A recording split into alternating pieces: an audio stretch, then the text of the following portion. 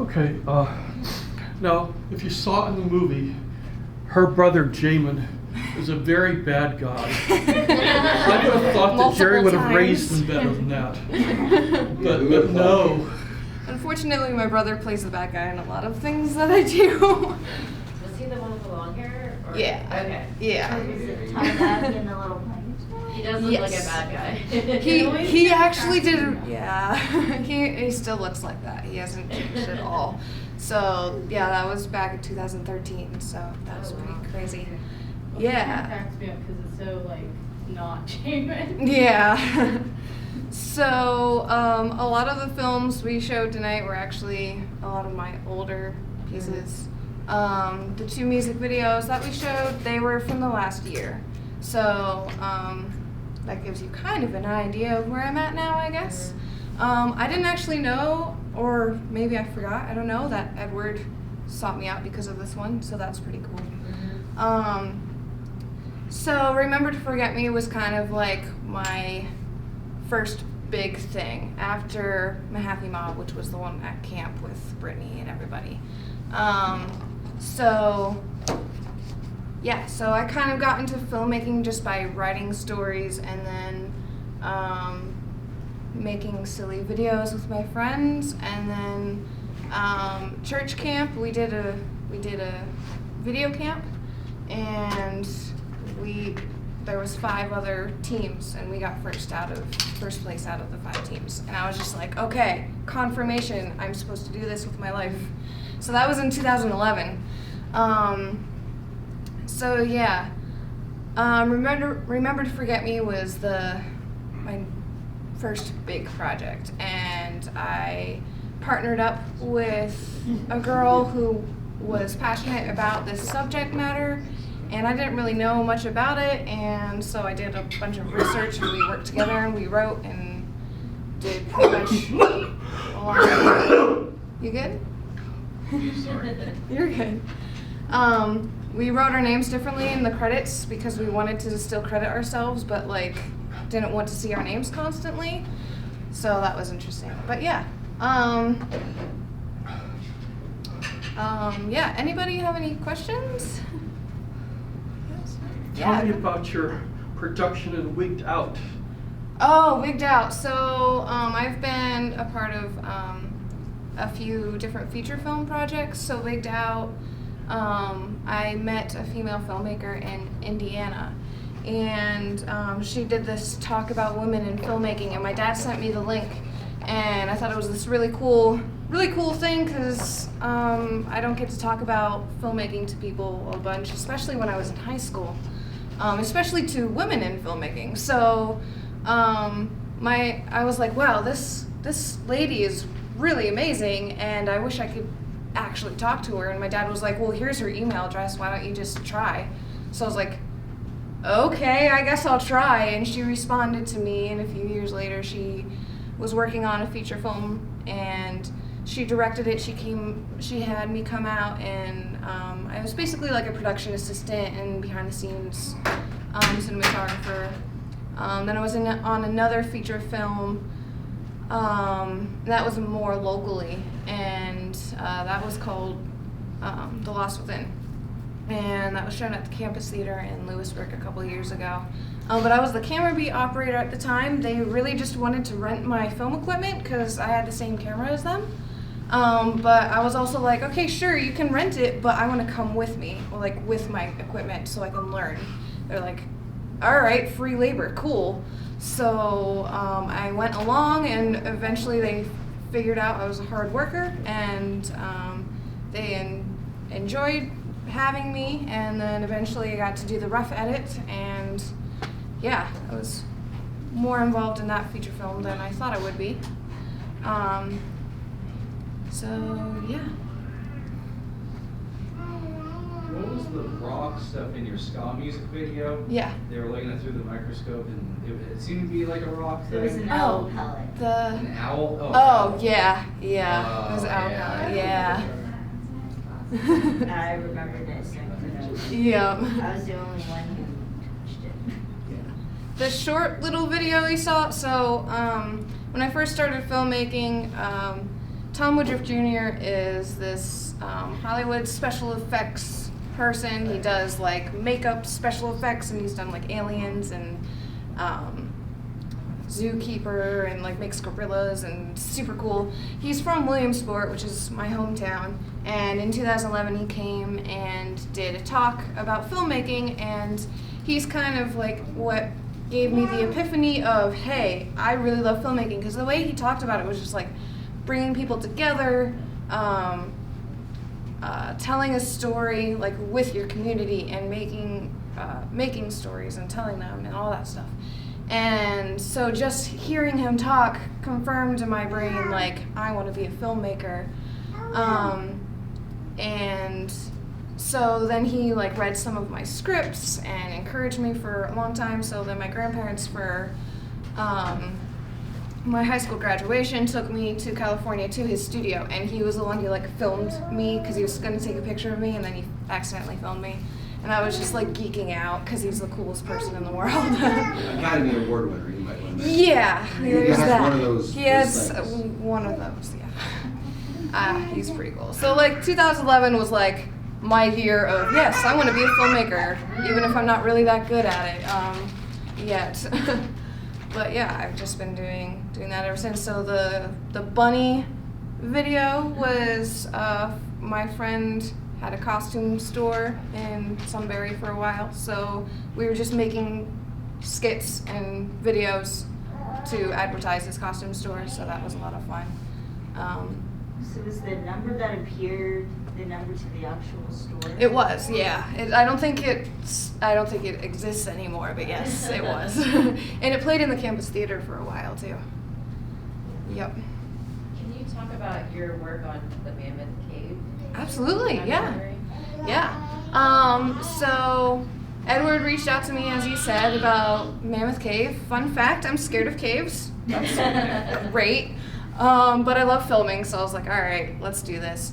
So for the longest time, one of my passions is actually about Black history. And so I am in love with Harriet Tubman, and I did a book, like a research paper on her in high school, and it's just been one big passion of mine. And like raising awareness to like the issue of slavery and stuff, which is also why I did Remember to Forget Me and that kind of thing. So when he reached out about it, I was like, this is actually in my wheelhouse, like a subject matter I actually want to cover. And Black Guides in Mammoth Cave is all about not just the cave, but the history of the guides and their family history. So the original cave. So I kind of. Yeah. Sorry. No, you're fine. Yeah, so that's what made me originally get into it. And it took us 3 years to make, and he's very kind when he talks about me in this, but it took us 3 years, and it took me a long time to edit, and it was a long learning process for me, because you see my early things. I kind of knew what I was doing, but also still kind of learning, and it was a learning process for everybody. So, but yeah, I'm really excited and proud that we got to do that. So, yeah. The picture that was in the flyer for this on Facebook, that's the picture we shot at Mammoth Cave. Yeah. She has a Blackmagic pocket cinema camera Yeah. and a 300mm mirror lens on it. Yeah. Yep. Wow. I want to tell you one small story. Like when we first went down there, Phoebe had a T2i. Yep. A T2i and a Blackmagic pocket cinema camera. And we shot, and then we came back. The next time we went down, she had like these $6,000 worth of Steadicam in the trunk of my car, which was worth maybe $500. And the Steadicam was like $6,000, and I say like, cool. Yeah, that was fun though. Like the whole reason we wanted the Steadicam was for that shot in Mammoth Cave with all the writings on the walls. And it was like, all right, if we have this Steadicam for just that one shot, I'm happy. And that was basically, like it was for, we used that Steadicam, the main two purposes we used that for was for Mammoth Cave and for that feature film that I was talking about earlier. And it was just like, after that we were like, all right, now we need to upgrade anyway. So it was just like, okay, well it was worth it because it's in 2 feature films. So like, that's awesome. Are you working on anything right now? Or- Yeah, I do more commercial work right now, so I'm helping with NorthCentralPA.com. I do work for them. There's a news site called On the Pulse. So basically what we do is like kind of documentary-esque style filmmaking, so it's like news stories and like commercial based. So I did a commercial pretty recently for a local pub in my area, and it was like all about the story of the pub, but then we shot like I had like cinematography of like inside and everything. Okay. So did that spark your interest, like from Ed's film? Did that spark your interest in like doing documentaries? Yeah, style very things? much so. you're So trying to- yeah. So the ground floor one was around the similar time period as the documentary, like a little before, a little during, kind of. And I don't really like. It's weird because I'm scared of caves and I don't watch documentaries a whole lot, but I loved making it, and I love making documentaries. Like I love just sitting down and hearing people's stories. So like I did a 6-month internship in Colorado 3 years ago, and basically it was for it was for a church, basically, like a church organization. So they go and they film their missionaries and talk about their stories, and then basically make mini documentaries about their missionaries from around the world. And I love travel and I love film, so I was like, this is perfect. So in the 6 months I learned even more about how to interview people, how to do documentary style, how to do all of this stuff. And so kind of all that experience snowballed on itself. And so now a large majority of what I do, if I'm not doing my own thing, is just sitting down, interviewing people, getting B-roll, and telling their stories, which is awesome because I love talking to people, so it's great. The one about the ground zero. Yeah, ground floor, yeah. I started getting emotional a bit. Aw. because Yeah, it was emotional. Thanks. I'm part of a fandom that's a lot like how the ground zero is. Yeah. So that got me tripped up a bit. Aw. Thanks. So the little tiny backstory on that one. The ground floor, the church that it was, like, the ground floor is the venue. So it was about to close, and all of these kids on Facebook started posting all these messages. And then I had footage, like 3 years worth of footage of bands from the ground floor. And then I had, like, contacts with all of the bands because I just liked all the music. So they were announcing it was their last show, and they gave us like a week notice. And I was like seeing all the responses, and I was like, okay, I gotta do something. Like, this is a video because there's text, there's video, there's this, there's that. Okay, I gotta do something. So I had 5 days, and I interviewed the lady that you saw, and I put together this story, and like I made it one of my school projects because I was doing a film course at the time, and I was like, this is my obsession right now. So 5 days I just did this, and I was like, okay. So I like reached out to every band, every person that was in this. Like, I got permissions from everybody in that video within 5 days to put it together, and then we released it for the final show. So that's why I like that one. And it also is like shows in a smaller format, I guess, like my passion for telling stories in that style, I guess. But yeah. What about your 9/11 motorcycle ride video that you worked on? Oh yeah. So there's another documentary I worked on. It was for there's a 9/11 memorial ride that starts in Montgomery, Pennsylvania, and it drives around and it goes through Hughesville and Williamsport and Muncie, and it's like this 45-minute loop. And I had Edward come help film one year, but I was approached by the producer to work on it and to basically collect a bunch of people to film in the different areas where the motorcycles were passing through.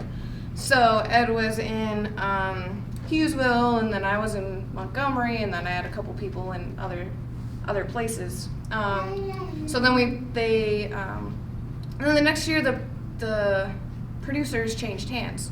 So the coalition changed the producer, but I was already, like, I had just started working with this new producer, and she was just on our very first project together. She was like, yeah, I was approached about the 9/11 ride. I was like, wait, I literally did this last year and I loved it. So if you'd have me and you liked working with me, I'd love to help again. So I got to help 2 years in a row. Then the next year we had it all put together and they produced it, and now it's finally going to be on, I think, WVIA, I'm pretty sure, or PBS. I forget which one she said. WVIA. But WVIA, yep. They had issues because they used actual footage from that day, so they had to, like, cut some stuff. But yeah, that was fun.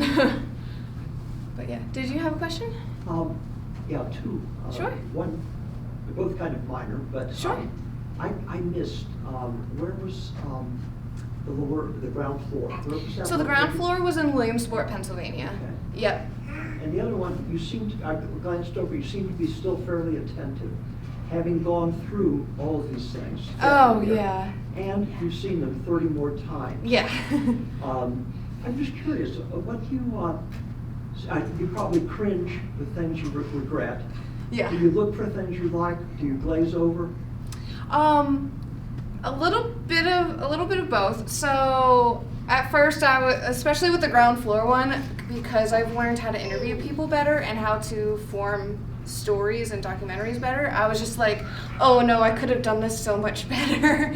But then I kind of go through different phases, because like now through the middle of it, I was like, but I only had 5 days and I was still pretty young and didn't really know what I was doing, so like it's okay, you know. So a little bit of learning how to forgive myself, which I'm still working on. But then there's moments where I'm like, oh, that's not so bad. That's actually pretty all right. Like I did all right. Like I'm not ashamed of showing this. And then stuff like Remember to Forget Me, I always get emotional with that one. Like just always. And I can, anytime it's being played, even if I don't want to watch it, I have to. It's just one of those things. And it's like some moments in it, I'm like a little cringy, and like sometimes when I think about it, I'm like, this whole thing's cringy, I don't know. But then I watch it and I'm still emotional, and I watch other people watch it and they get emotional, and I'm like, okay, we did this for a reason and it's still relevant. And I don't know, it just, my philosophy kind of is, if it gets me emotional and I've seen it a million times, then it's doing its job. So, yeah. I got a bit concerned. Even though I knew what was coming, Yeah. it's still, I was kind of messed up after watching it first time. I was messed up for a couple of years after making it, so. Yeah, even if knowing all the behind the scenes stuff. Yeah. Yeah. Phoebe, what was your inspiration behind like the whole bunny video exactly? Like, what? So the bunny one was actually based off of the movie The Night of the Living Dead, which is, the bunnies were zombies. So, yeah, it was almost, not quite shot for shot, but it was very, very close to scenes from the movie. So like when she's using the costumes as a barricade, it was one, to show off the costumes, and two, because in the actual movie, the zombies punch through the door and pull her through, and we're like, I can't destroy a door, like I don't know. So that, yeah, we're like, all right, it's gonna be cheesy, but let's go with it. So yeah, that's what that was. And how did you get a hold of all those bunny costumes and such? Like it just seemed like? Yeah, so our friend had that costume store, and he just had them all, and he was legitimately trying to get people to rent Easter Bunny costumes. So it really was kind of an ad. Yeah. So this was really an ad at the end of the day. Okay. Yes. Yep.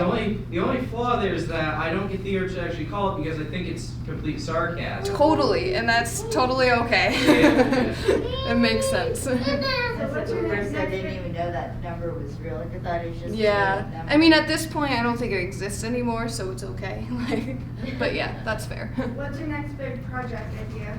Like what kind of Big thing? like idea or in The process? thing that you're thinking about doing, like subject matter, I guess maybe would be the better. That's a great question. So I have a story that I've always had in my mind, and I don't know how I'm going to get it out. But it's basically about the Underground Railroad, and there's like rumors or myths that they used quilts as maps for the Underground Railroad, and I used to make quilts too, so that's kind of really cool to me. So I started a story in high school. It's a love story too, but but about these teenagers going through the Underground Railroad and escaping to Canada, and then of course going through Williamsport and all this stuff, and yeah, so that's one I want to do. Also, me and Edward went to Egypt together. Oh. Yeah, so. Oh, you did? Yeah, so I know when I saw pictures of him there, and I didn't know you guys, but that's awesome. Yeah, so while we were there, we saw a bunch of different churches and like synagogues and like just so many different religious places of different religions. So I have this story in my head that it's either going to be a documentary or kind of a retelling of our story in a way.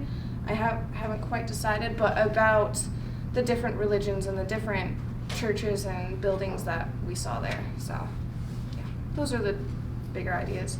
My other big idea, all of these are still in developing stages, but I want to do a shorter and more current version of Remember to Forget Me. So yeah. Okay. Yep. So what do you mean by Phoebe current is really kind of? famous when we were in Egypt, because all the people come up and want pictures of with her, because she was famous. Not because I was famous, but for some reason that's true. And I mean more current, as in like my filmmaking styles have developed. Okay. And So it changes styles. well, I just want it Is to that why you got that current?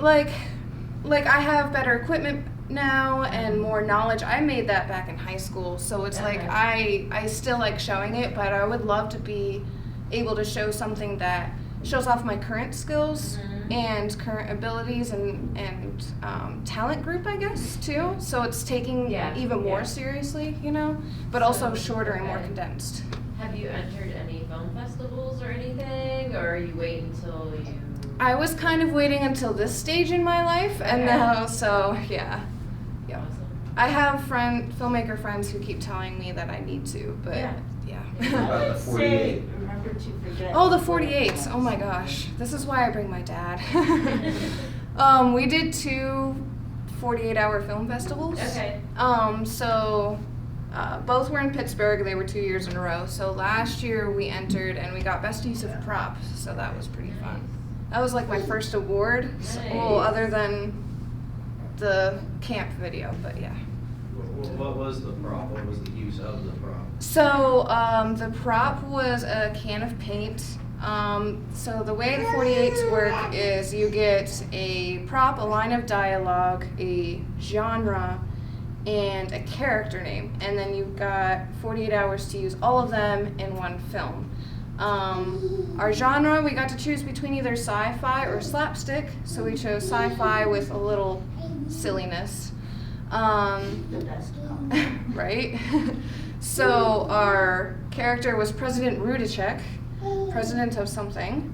Our prop was the can of paint, and then, oh my gosh, line of dialogue was, "I love it, what do you call it?" So, yeah, so we had President Rudacek, the president of Earth, and the Emperor of the Galaxy, and we had different people bringing gifts to the Emperor of the Galaxy, and to appease him so he doesn't destroy Earth, of course. We had a briefcase full of something. We had an expensive bottle of alcohol. We had basically a hooker come through, and he was not appeased with anything. But then there was this little girl who was chosen to bring this alien figure something to appease him, and so her last memory of her dad was stored in this can of paint, and she brought that to him, and he was like, "I love it. What do you call it?" And video. So That's cute. yeah, that was the video. Yeah, me and my dad wrote that together, and we're like, "This is another Bible story." Yeah. I did I don't know if you did this on purpose, but I did notice, especially with like, remember to forget me, with like the Bible verses. Mhm. There's just something I picked up on. Yeah. So. I did that a lot more in my older stuff, but it tends to it's always a theme because I grew up with Bible stories, that it's just kind of a recurring theme. Like they're just good storytelling, so it's good inspiration. Yeah. Does anybody else have any other questions for her? Let's let Phoebe escape now. Or? Yeah, she Thank did a you. good job. That was Awesome. one of the longest